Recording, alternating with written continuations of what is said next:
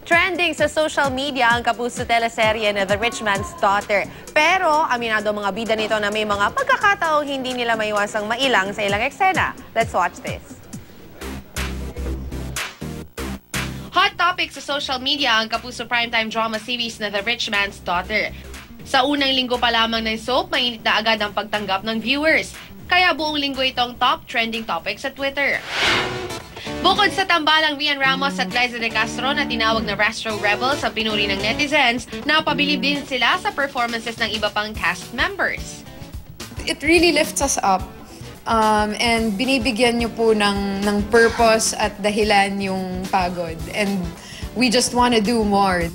Meron nga nagde-direct message sa akin na personal na buhay nila.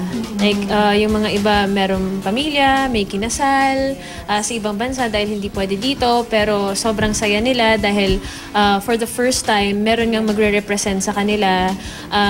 Ayun, parang hindi nila pakiramdam na nag-iisa sila or misunderstood sila. Kasi talaga na nakapag-perform kami, meron iba, pag meron kang nababago ng mga perspective tsaka nai-inspire ng mga tao. So, malaking bagay yun po. Bagamat may mga pagkakataong nagkakailangan pa rin sa ilang eksena si Rian at Liza, madalas isinasantabi nila ito para mas maging kapanipaniwala ang mga eksena on-screen. Pagdating sa mga parts na, kunwari, mag-hug kami, holding hands, ganon, parang naninibago ako na parang yung kamay, ang liit ng kamay na hawak ko.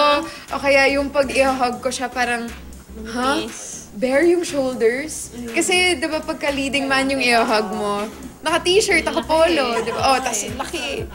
Pero kapag tumagal na siya, wala nang babae siya o pareho silang babae. Nagfo-focus na sa pagmamahalan nila dun sa nararamdaman nila para sa isa't isa. At hindi mo na nakikita kung babae silang dalawa. For more updates tungkol sa The Rich Man's Daughter, pwede niyong bisitahin ang kanilang Facebook page. Mga kapuso, gabi-gabi pa rin natin silang subaybayan sa GMA Telebabad.